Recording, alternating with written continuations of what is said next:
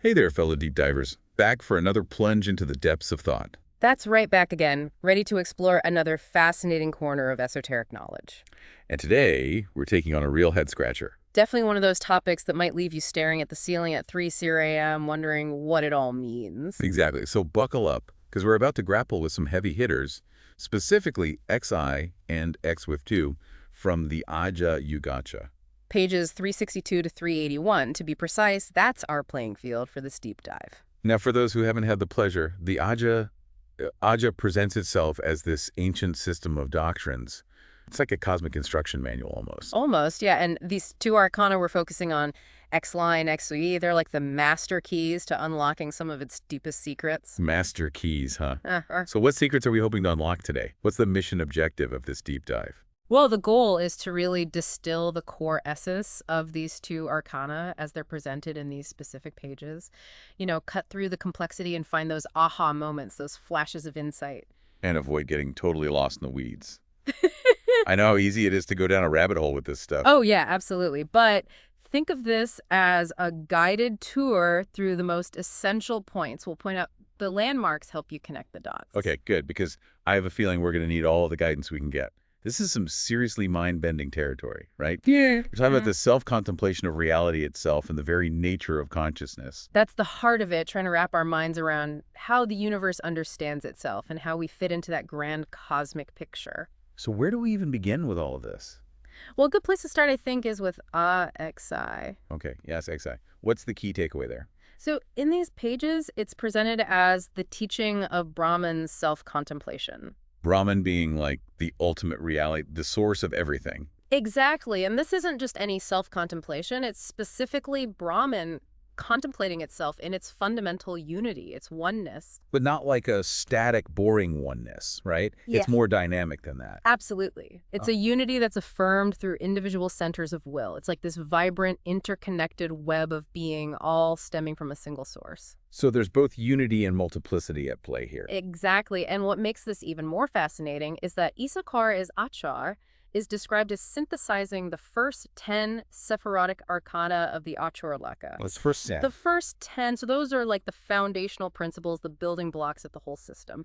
You could say that they represent the fundamental energies or blueprints of the universe. So they kind of set the stage for everything else. Right. And together they encompass the cosmogony, the origin and development of the universal spirit. Okay, so these first 10 arcana, they're all about the big picture, the cosmic origins. Exactly. And each one represents a different facet of how Brahman, that ultimate reality, contemplates its own being. It's like each one is a different lens through which Brahman looks at itself. Yeah, and they highlight the intricate connections between these different facets, how they intertwine and mutually confirm each other. It's like a self-reinforcing web of being.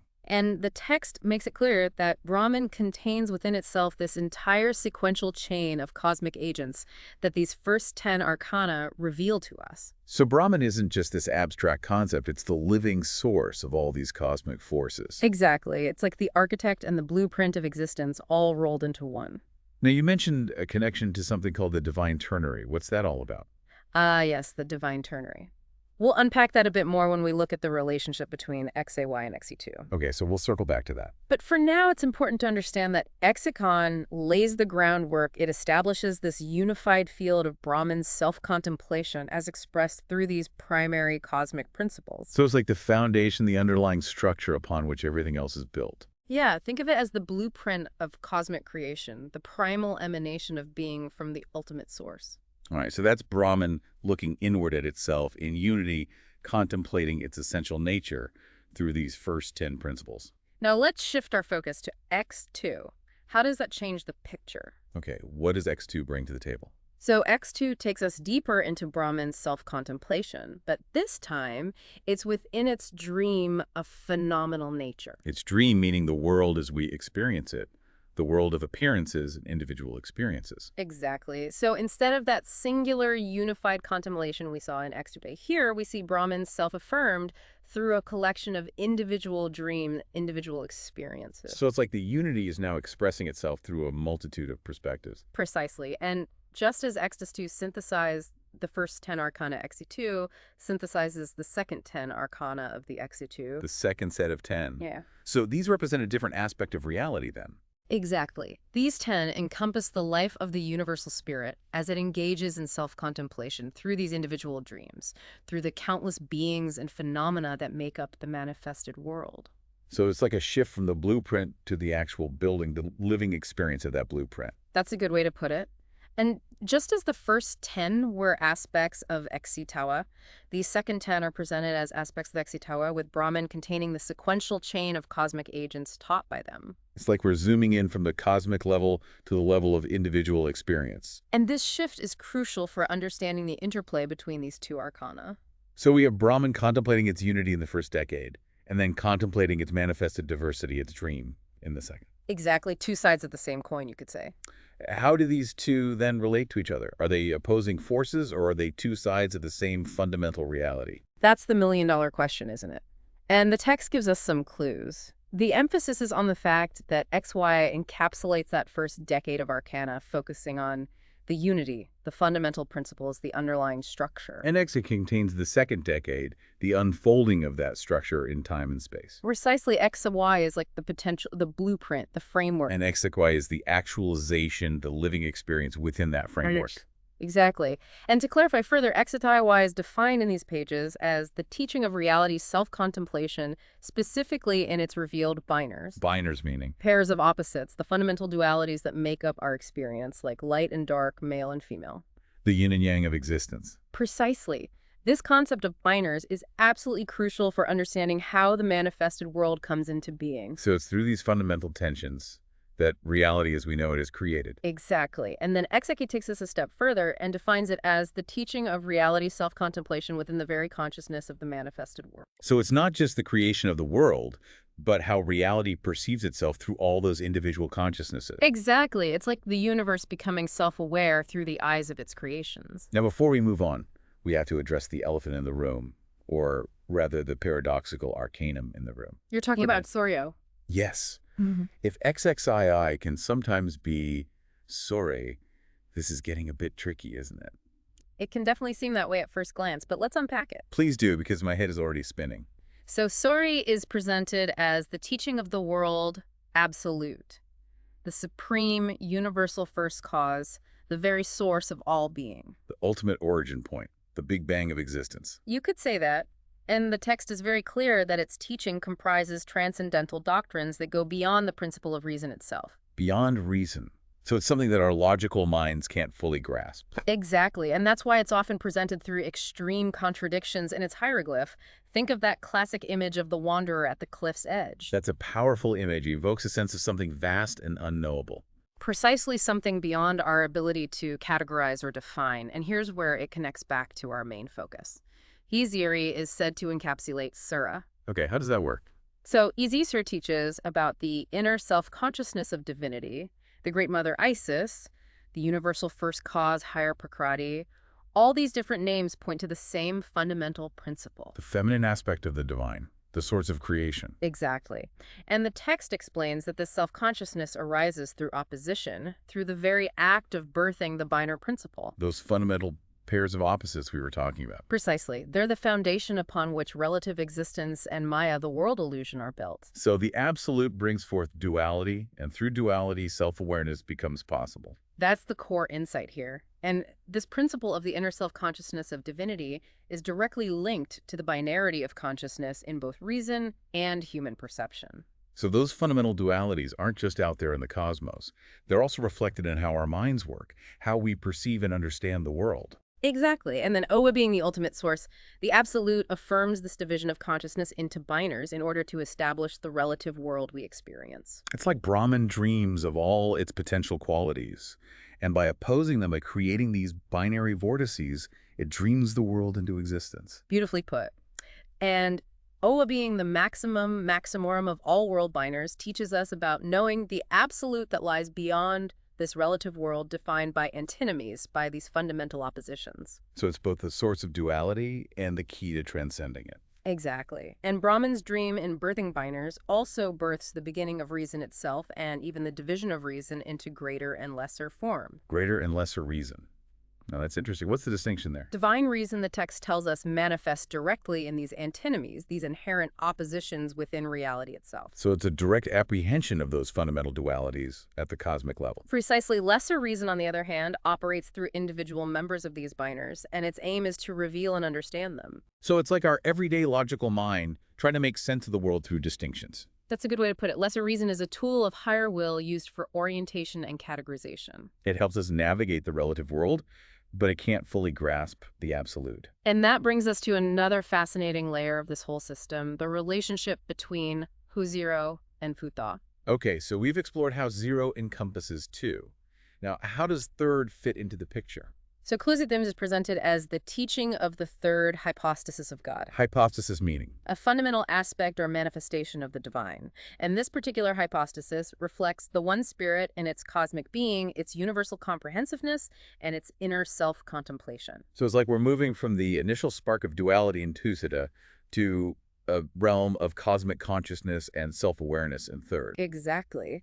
And Isuni was described as the world of archetypes, the realm where truth is imprinted on the very fabric of the universal expanse. The world of eternal forms and timeless principles. Precisely. It's the world of the immovable word existing in infinite duration. And what's the main teaching, the supreme doctrine of this arcanum? It's the great dilemma that exists between the higher world, the realm of absolute truths, and the world of being, our everyday reality. The tension between the eternal and the temporal. Exactly.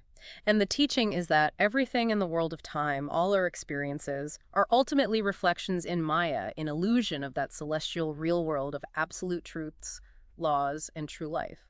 So our reality is like a shadow play of a higher, more fundamental reality. That's a very poetic way to put it. Yeah. And this connects back to the absolute source, Unless because it's all ultimately part of Brahman's dream. precisely. Within this dream, Brahman grants each aspect of reality the illusion of independent being. But at the same time, it's all interconnected, all part of the same cosmic dream. Exactly.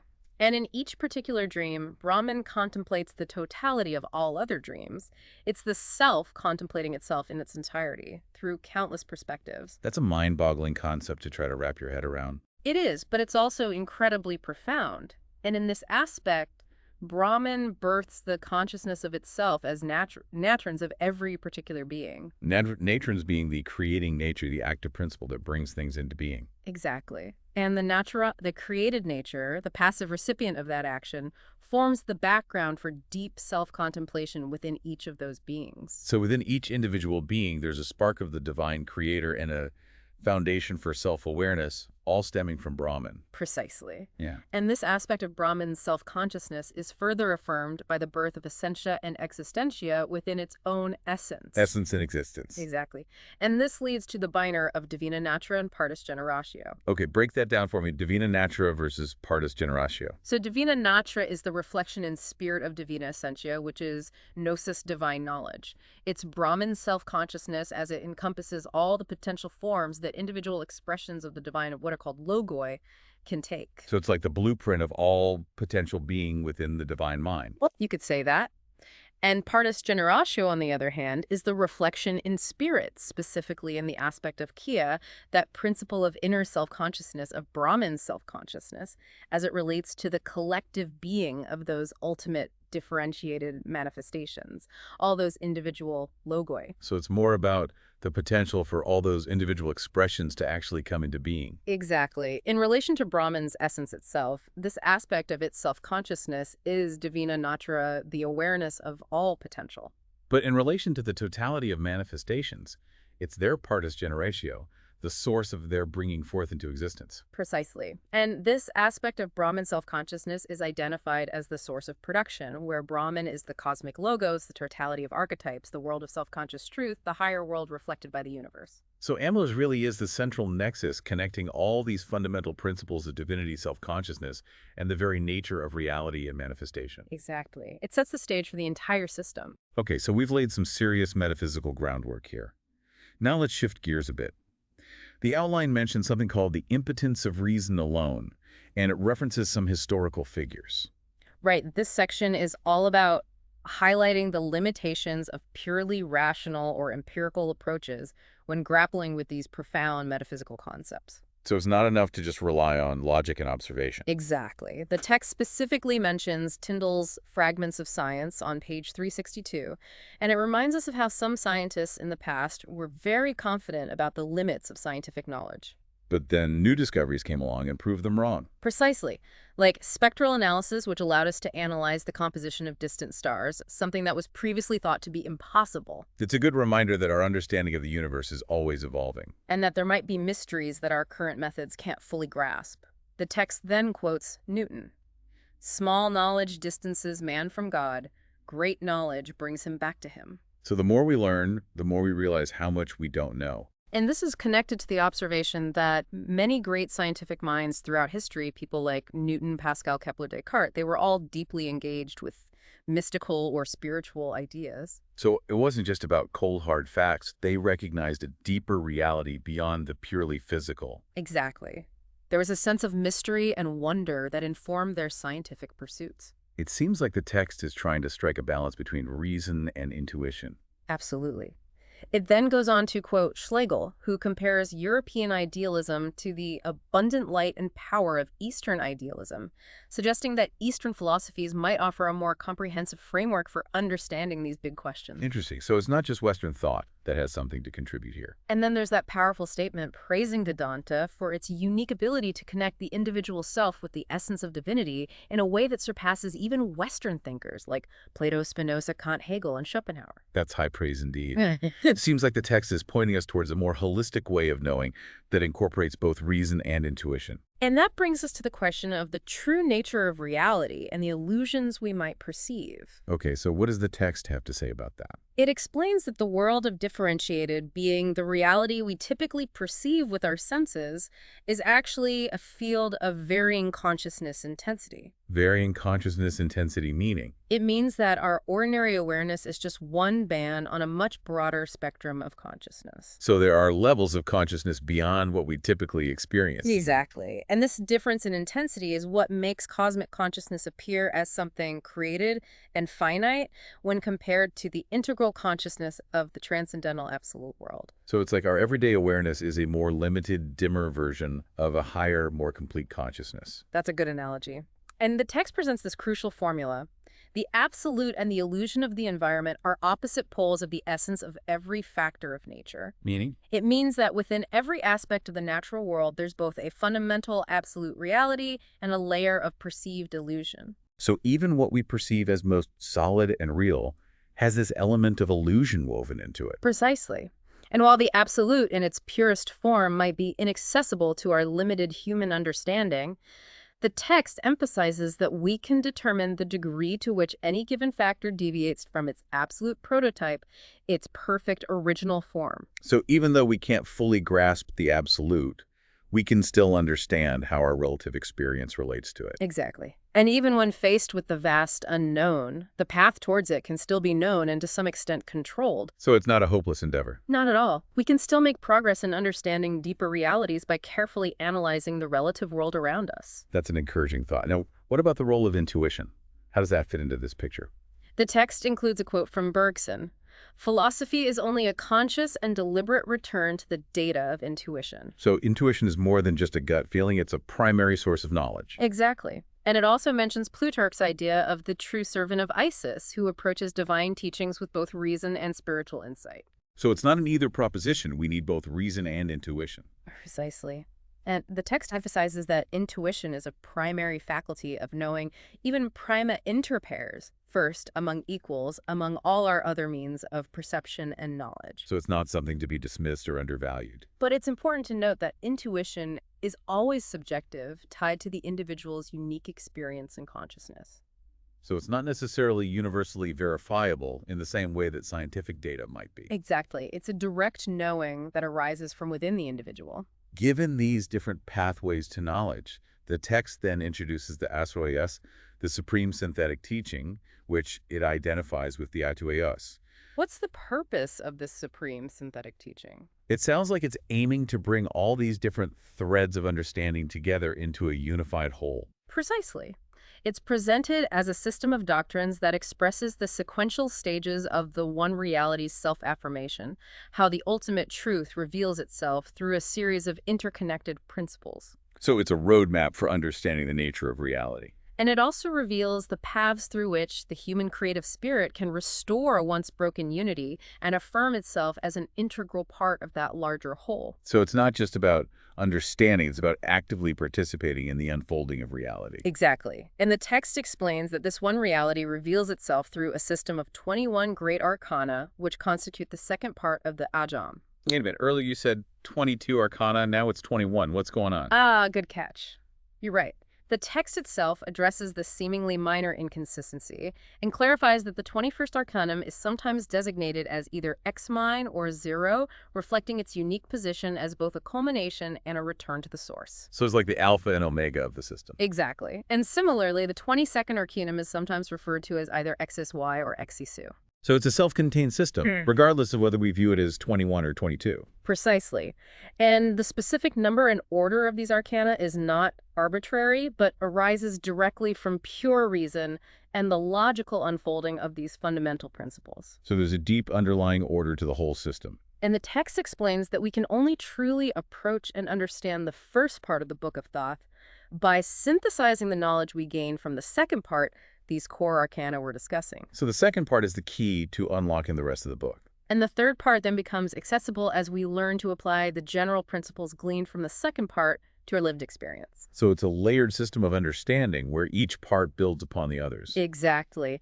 And the path to genuine knowledge is presented as singular and absolute for each seeker, illuminated by the divine light inherent within these central arcana. So it's a personal journey of discovery guided by these universal principles. Now, what is the ultimate objective of this entire philosophical pursuit according to the text? I'm curious to hear what it has to say about that. It quotes Bacon.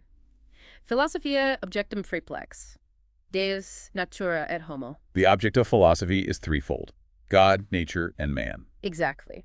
And it clarifies that our current deep dive focusing on these specific pages primarily concerns itself with the first two aspects, the great arcana that pertain to our understanding of God and our understanding of man. So it's a quest to understand our fundamental connection to the divine realm and the natural world. Exactly. And within this quest, the text addresses a crucial point: the limitations of relying solely on reason. Okay, we touched on this earlier with the idea of the impotence of reason alone. Right, and here it delves deeper into this by referring to Tyndall's Fragments of Science on page 362, which highlights the historical tendency of some scientists to confidently declare the limits of scientific knowledge only to be proven wrong by later discoveries. Like the example of spectral analysis. Exactly. It's a reminder that our understanding is always evolving and that there might be mysteries beyond the reach of our current methods. Mysteries that might require a different way of knowing. Precisely. And the text reinforces this by quoting Newton. Small knowledge distances man from God. Great knowledge brings him back to him. So the more we learn, the more we realize how much we don't know. And it also highlights the fact that many great scientists throughout history were deeply engaged with mystical or spiritual ideas. So it wasn't just about cold, hard facts.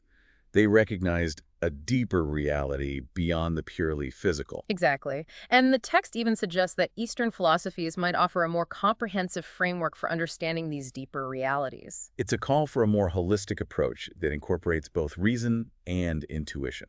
And that brings us to the question of the nature of reality and the illusions we might perceive. Just how does the text address this? It explains that the world of differentiated being the reality we typically perceive with our senses is actually a field of varying consciousness intensity. Meaning? It means that our ordinary awareness is just one band on a much broader spectrum of consciousness. So there are levels of consciousness beyond what we typically experience. Exactly. And this difference in intensity is what makes cosmic consciousness appear as something created and finite when compared to the integral consciousness of the transcendental absolute world. So our everyday awareness is like a limited, dimmer version of a higher, more complete consciousness. You could say that.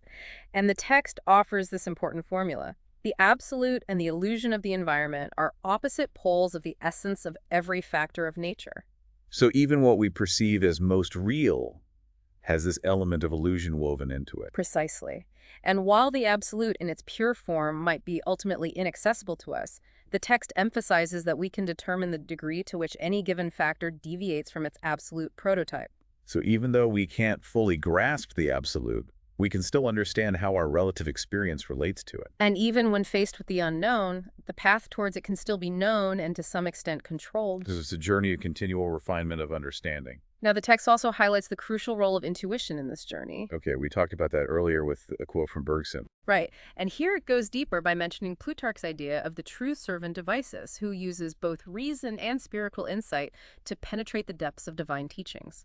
So it's not just about analyzing things intellectually, but also about cultivating a deeper intuitive understanding. And the text emphasizes that intuition is a primary faculty of knowing even prima inter pares, first among equals, among our other means of perception. But it also acknowledges that intuition is always subjective, tied to the individual's unique experience. Exactly. It's a direct knowing that arises from within.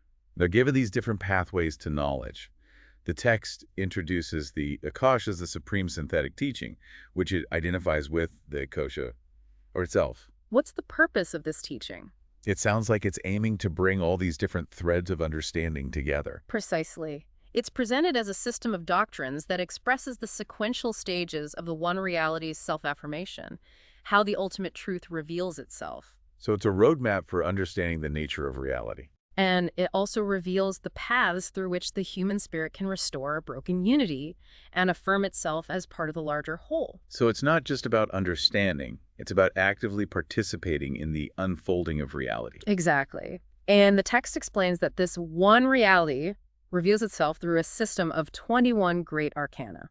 Wait a minute, didn't we already go through this whole 21 versus 22 Arcana thing? We did, and it's worth reiterating because it highlights the unique position of the 21st Arcanum, which can be designated as either XXI or 0, representing both a culmination and a return to the source. So it's both the end and the beginning. And the 22nd Arcanum can be either XXI or XIA. So the system is self-contained regardless of the numbering. And the specific order of these arcana arises from pure reason and the unfolding of fundamental principles. Okay, so we've established that there's a deep underlying order to the system. Now, what's the ultimate objective of this whole philosophical pursuit? The text quotes Bacon, Philosophiae objectum triplex, Deus, natura et homo. The object of philosophy is threefold: God, nature, and man. Exactly, and it clarifies that our current focus is on the great arcana related to God and man. So it's a quest to understand our connection to the divine and the natural world. Precisely.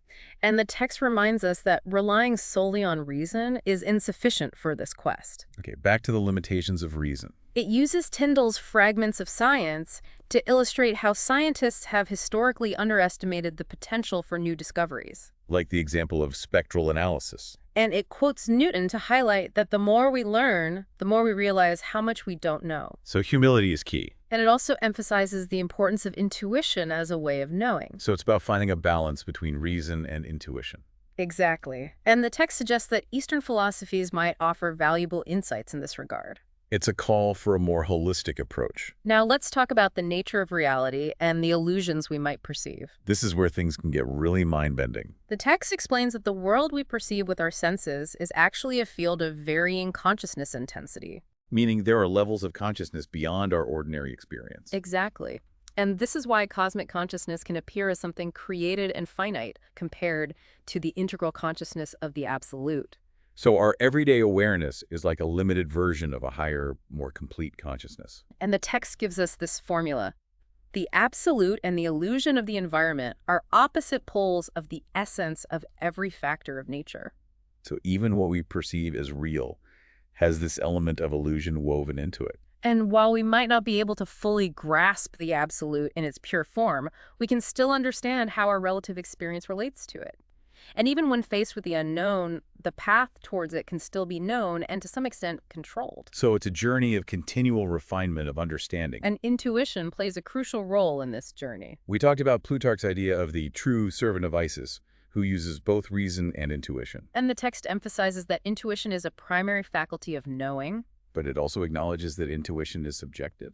Now, given these different pathways to knowledge, the text introduces the Sephirot, the supreme synthetic teaching, which it identifies with the show itself. What's the purpose of this teaching? It's a system of doctrines that reveals the sequential stages of the one reality's self-affirmation.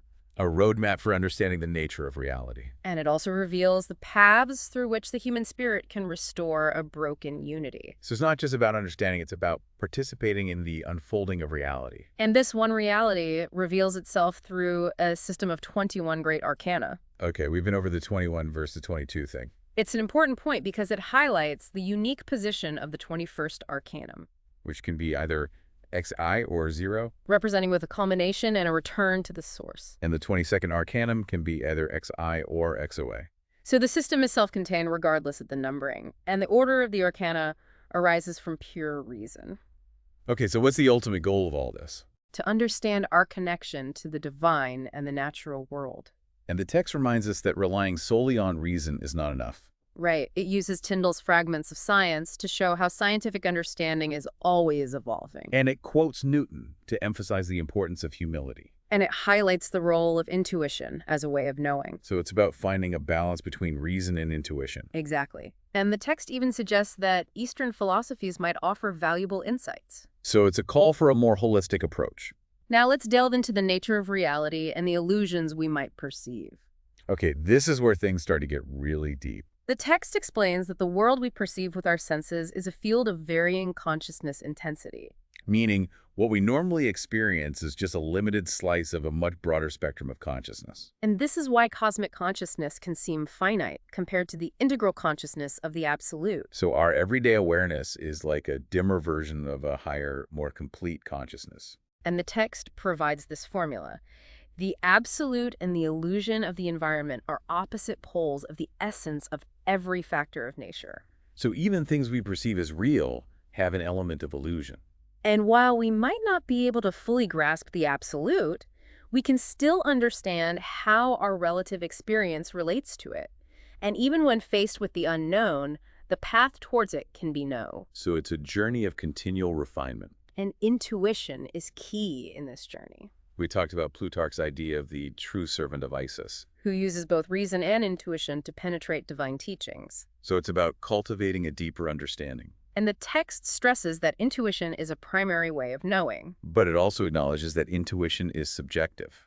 Now, given these different paths to knowledge, the text introduces the Azraam's Sun, the supreme synthetic teaching, which it identifies with the Azraam's itself. So what's the purpose of this teaching? It's a system of doctrines that reveals how the one reality expresses itself. A roadmap for understanding the nature of reality. And it shows how the human spirit can restore its connection to the whole. It's about actively participating in the unfolding of reality. And this one reality reveals itself through 21 great arcana.